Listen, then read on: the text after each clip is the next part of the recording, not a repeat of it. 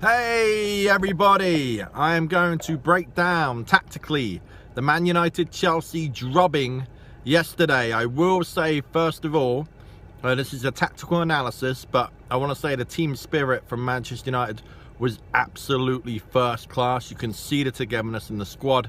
I think Harry Maguire coming into that fold helps no end.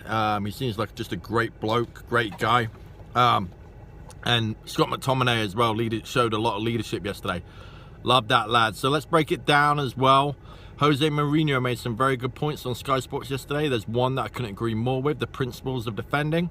And Chelsea's principles of defending were non-existent. When he talked about two blocks, he nailed it spot on. Obviously one of the best managers ever. When they got the ball, they got expansive, they spread out, and they didn't do a good enough job of getting back into their positions and making it difficult for Manchester United to break them down quickly.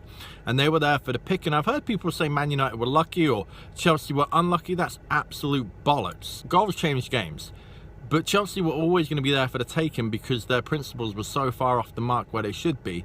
It's fine being expansive. It's fine being pretty on the eye and wanting to play football. That's great. But if you're not doing the principles correctly, like Chelsea did not at all yesterday, basic principles, you're going to get found out, and that's exactly Manchester United were always going to be there. Especially, that's the kind of game, though, I'll be honest, Man United might have struggled in last year because we didn't have Harry Maguire and Wan-Bissaka. That makes such a difference. Wan-Bissaka doesn't get beat one-on-ones. If he does, it's like a massive effort where people are going to cover with a pressure cover balance anyway. And having that rock at the back, the guy that's going to clear the lines, that clear pressure with in the air is so huge, and he was brilliant yesterday. And we did a poor job first half of playing the high press. The principles of pressing were off. So Man United need to work on that. I've made videos about that. It's still not quite there, is it?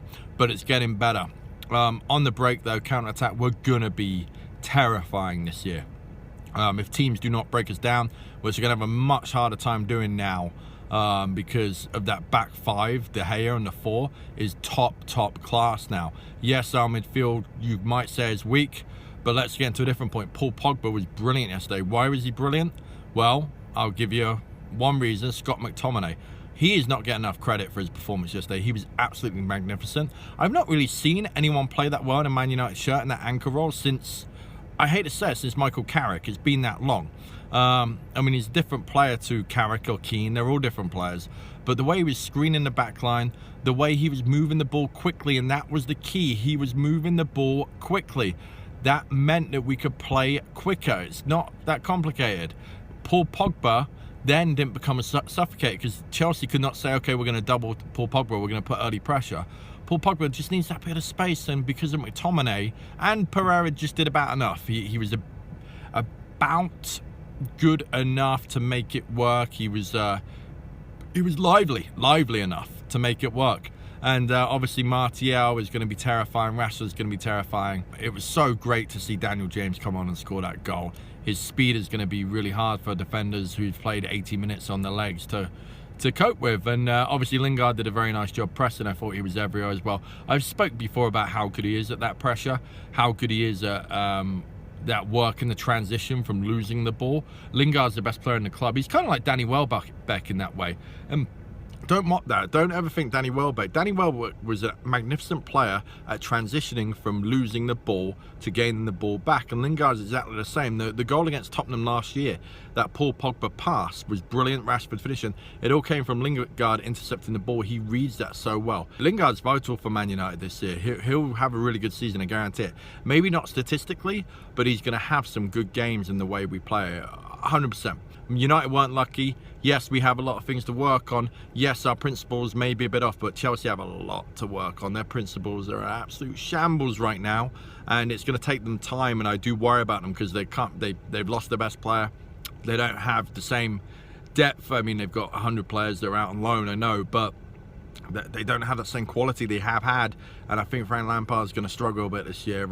Hopefully he does well. I really do mean that. It's nice to see young English managers having a crack at the game, but Solskjaer showed that he's just a couple of levels ahead right now, and he did show that with his adjustments at half-time. That midfield played a lot better the second half, and that was because of McTominay screening the back four and his movement and Paul Pogba coming a little bit freer.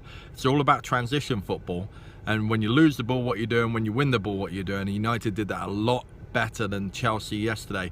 And I really think that 4-0 wasn't a flattering scoreline. Of course, goals change games. If Tammy Abraham's strike would have gone in, I still think United would have comfortably won that game, even if going a goal down. Let's get into the Manchester United-Chelsea breakdown then. Maguire makes a massive difference at the back. He's commanding, his presence. Now, he does go on the back foot quite a bit, which is brilliant because he can read the game. But it might hurt the press sometimes if he's not moving up. He likes to give himself a yard because he's quick, but he's not lightning, right? So that might just... we got to get up and press as a unit. We're going to need to improve on that, and he's going to have to find a way, whether it's pushing up Lindelof a little bit more. McTominay had an excellent game, but his positioning was off a little bit, and Pogba's positioning is always off, to be honest with you, and we just got to deal with that. Just want to break down the front four on the tactics board, and then I'm just going to give you a quick synopsis, and then please comment below and tell me what you think. So our front four, you've got, imagine this is the Chelsea keeper, and again, obviously this is not real time, but general position.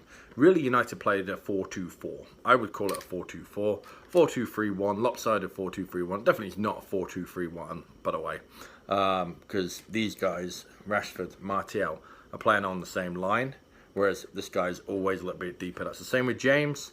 That's been the same with Greenwood. It was the same with Lingard. And then Pereira's in here. Basically, what we were doing on the ball was Rashford and Martial were constantly going like this. They were interchanging. And basically, whoever got on the ball here, the other one would wrap themselves into the penalty area. It's very effective. Martial's goal was very much like that. Obviously, Paul Pogba is an absolute genius, to be fair. He really is. I mean, I'm not just saying that. Some of the passing he can do, no one else in the Premier League can do. No City player can do that. No Liverpool can do that. His technique and vision is unparalleled. All right, he's a lazy... well, he wasn't lazy. He's terrible in transition going to defence. But luckily we have some good players that are really good at transition and going to defence, and Lingard being one of them. Don't underestimate how good he is in transitioning to defence. When we lose the ball, he has a free roll, okay? Really interesting, where you're giving him a free roll in defence, okay? And he's always on the shoulder just trying to cut out a pass, and he basically goes everywhere. So when we're pressing off the ball, and I know I was talking about we're on the ball, and I'll get back to that. But imagine this is Martial out here and Rashford, and we're pressing, Pereira's coming up. He has a free roll because he can read the game extremely well in defence. And you saw last year with the Tottenham game, the Rashford goal. Amazing pass by Pogba, but it all came from Lingard intercepting the ball in a very dangerous area. Dangerous areas was midfield, but they were completely out of position when he did that. And really, when you win the ball back and a team is out of position, that's when you hurt them. And that's what happened with Chelsea, because like Mourinho said, they're not compact. They were spread out far too much at times, and were playing way too expansive for being at Old Trafford and facing the team with Man United's pace. But anyway, so what you got is you've got these two guys interchanging all the time. By nature, this guy's going to be a little bit deeper. That's Lingard, and he's everywhere. And Pereira did a good enough job. Actually, rewatching the game like I did a little bit, I was much more impressed with Pereira's movement and the positions he was finding himself in. McTominay had a fantastic game. The first half, his positioning was too deep. He did fix that. He was screening the back line very, very well, but his positioning was just a little bit off, you know. And then Pogba was all over the place. And again, I know Pogba was maybe here a lot, and McTominay was here. He's left-footed, so we go there. But all in all, a fantastic Manchester United performance. The front four, though, was very interesting because to me that's a 4-2-4. But this player is more deep. Now, again, with this going on here, every time we lost the ball, what would happen, again, if we couldn't do that immediate press, is that Pereira would come across here. That was his first fault, okay? Because he's got to cover these two because they're higher up than everyone else, and they're interchaining. So we lose the ball, and Pereira comes right in here, which means Lingard is over here and comes probably in here, taps in, but essentially that's why he's deeper there, is because if we lose the ball here, Pereira's not going to go there every time, okay? But we lose the ball here, Pereira's first thought is go to your left and try and cover short. Now, the way we're playing, we have to have really, really good fullbacks, especially at one-on-one, because they're going to be isolated quite a lot. Wan-Bissaka is the best in the game. I'm sorry, but he is. I know that's ridiculously early to say, but he is so good at one-on-ones, and Luke Shaw's improving. Does make me nervous, but again, well, it makes me even more nervous because of these two. But if Pereira, McTominay, Pogba can be aware of that, I think we'll be okay there. But I just want to highlight this system of kind of these two interchanging, and then really it was almost like that, wasn't it? You know, with Lingard maybe a little bit higher up than Pereira, but definitely not as advanced as Rashford and Martial, and that interchange didn't happen over here. And again, because of them, Pereira's first thought was go there when we lost the ball, and then Lingard would again be back here. We wouldn't have to worry about Pereira covering all these two sliding as much, especially when you got the beast as Wan-Bissaka.